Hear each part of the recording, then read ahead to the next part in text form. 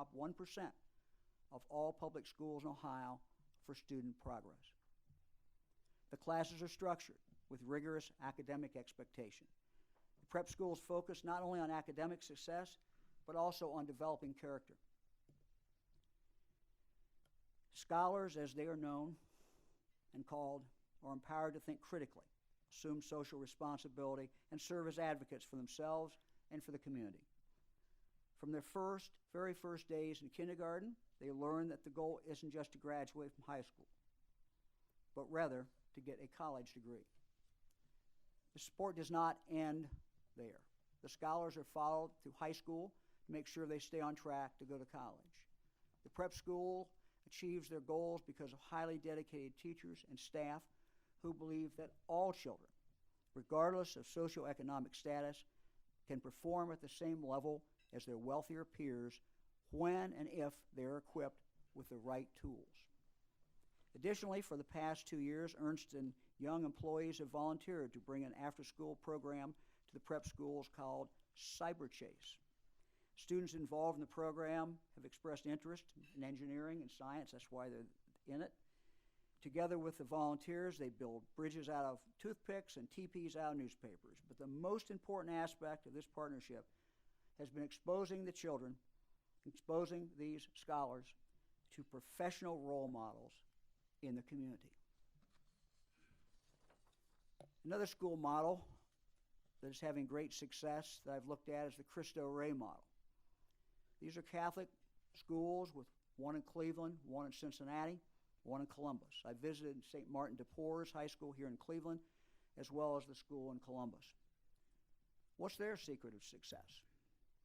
Each student within the Cristo Rey model has a job. Students go to school 4 days a week, but one day they go out and work. This program works because of businessmen and women and professionals who serve as role models, who take these kids into their business and work with them and mentor with them. And it makes all the difference in the world. You know, I just love talking to these kids. Fran's going with me, and we talk to these kids in the Cristo Rey School. We have some who are working in my office in Columbus, some in Cleveland, some in Cincinnati, as well as our crime labs in London and just down the road in Richfield. I want these kids to see that what they see on TV, all the CSI shows and all those shows, it's real. And so they get a chance to at least observe fairly young people in their 20s and 30s many times who are doing this for a living and are making a difference and are solving crimes.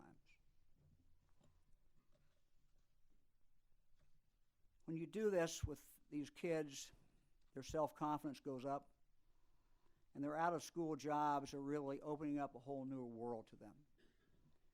What happens is that their horizons dramatically change and dramatically expand. Let me tell you about a young girl in the Cristo Rey School in Columbus. When she first went to the school, they asked her, "What do you want to be?" She said, "You know, I'm good in math. I think I can be a cashier."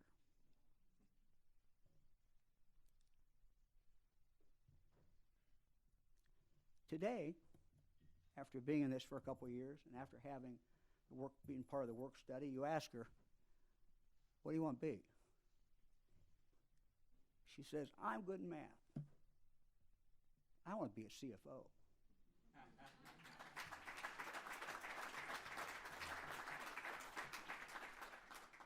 This is about helping kids realize that there's more out there than maybe the small world they're in. Our responsibility must be to help them see beyond their current situation, which for far too many is a universe of poverty and family dysfunction. Fran and I provide some scholarships at our local high school and our career center and some other scholarships for kids to go to school, kids from Ohio to go to school. One of our scholarship students attended the Cristo Rey School here in Cleveland. She grew up in poverty raised by her aunt. She wrote in her application that while she was thinking about going away to college, she was thinking about it, she was apprehensive about it because she had never traveled outside of Cleveland, except the one time she went to Detroit. She wrote in her essay, quote, "Cleveland is all I know." End of quote. And I will tell you that the Cleveland she knows is probably different than the Cleveland most of us know. Today, she's in her first year, but she's about to complete her first semester at a little Jesuit school in Alabama called Spring Hill College. She's studying psychology and criminology. I've also visited the Ginn Academy here in Cleveland. This is an all-male high school focused on the 4 E's: education, exposure, experience, and empowerment. One of the unique things about this school is the linkage coordinator program.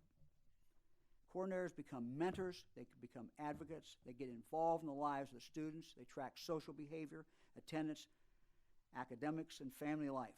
And the coordinators are available to help these kids 24/7. And it is making a difference. Another exciting program expected to begin here in Cleveland early next year is a workforce development effort spearheaded by the Boys and Girls Club, with support from the Deaconess Foundation and local businesses. The program is designed to help kids who aren't planning or able to attend college find pathways to jobs. I've always believed that the boys' clubs and girls' clubs are a positive place for kids and offer a safe, nurturing environment for them during their non-school hours. And I've visited a number of them.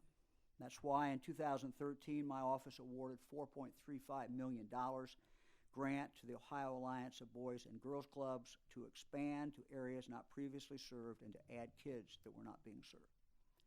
Our grant enabled the expansion and creation of 3 new clubs, including sites here at FDR School and Walton School in Cleveland, and at the Martin Luther King Jr. Civic Center in East Cleveland.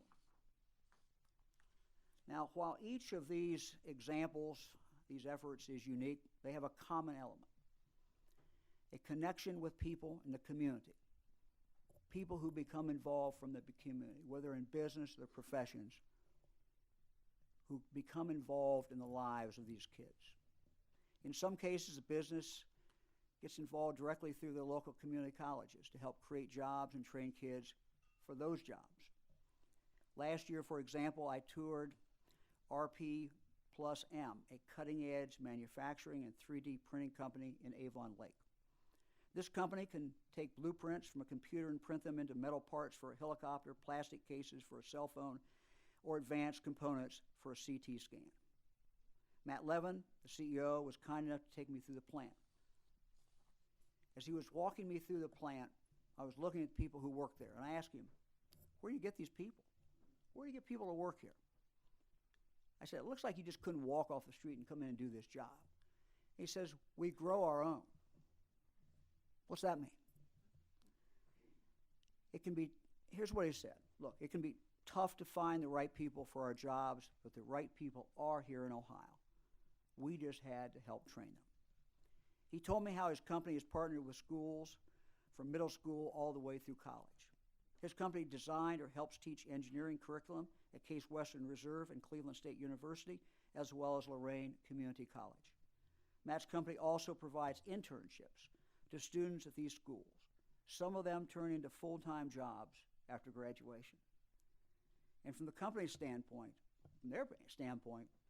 their investment into education provides them a steady stream of people with the right training to fill those jobs. It's a win-win for everybody.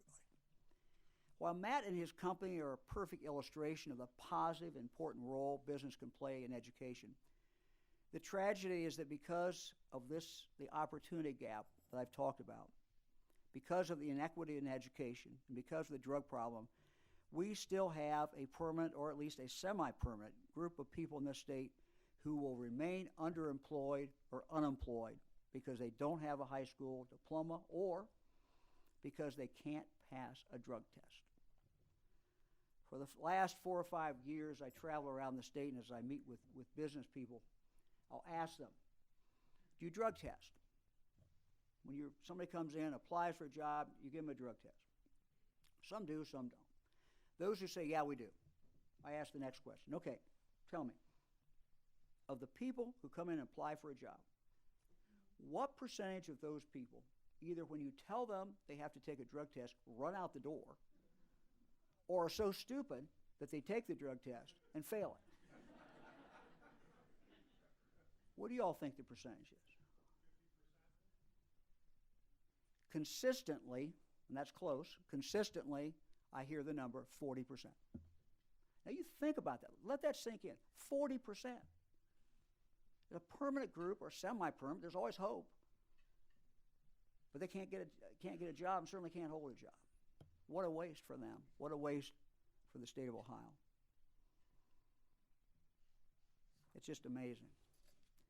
You know, this is not scientific number, but it's pretty good anecdotal evidence that unless something changes, we have a significant group of people in the state who are never going to be productive or live up to the potential God gave them. Who knows? Who knows what that person could have done, become, could do? For many of them, we'll never know. What a waste. What a waste that is. As long as we have a significant number of people who don't and can't contribute, it hinders our state's ability to move forward and to thrive. That's why education and jobs are woven so tightly together, and you cannot talk about one without the other. The fact is that if you raise the education level, you end up with a better workforce, higher salaries, and a stronger tax base. Not to mention what it means to each one of those individuals. When it comes to the children in Ohio who are the victims of this opportunity gap, time is not on their side. These kids only have one chance to grow up. And for them, we have no time to waste. I believe that we have a moral obligation to these kids. And none of us should be satisfied until every child in this state has the opportunity to realize the American dream. While there are no guarantees of anything in life, every child, regardless of personal situation, deserves a quality education and an opportunity to have real choices about their future in their life. And this is not all about government. To be very, very clear. It might be partially about government, but it's really about all of us. We have a moral obligation to these kids, and I don't think any of us should be satisfied until every child in this state has the opportunity to realize the American dream. Let me go back to the title of Robert Putnam's book, Our Kids. That is how we need to look at things. We have to look at Ohio's at-risk kids as our kids. And if we do, that will make all the difference. I know I talked today a lot about the difficulties Ohio is facing, but really I'm an optimist. My wife Fran says that anyone with 8 kids by definition is an optimist or crazy, and probably both. But I am an optimist. I love Ohio. I love this state. I love the people of the state. And I believe in us. I believe in Ohio, and I believe in the people of Ohio. We have an amazing history. Ohio does. A state whose inventors, entrepreneurs, dreamers, right here in Cleveland, led the world in innovation and change throughout the late 19th and early 20th centuries. And we have so many fantastic things going on today in Northeast Ohio and throughout the state. We have a promising future ahead of us. But our job is far from finished.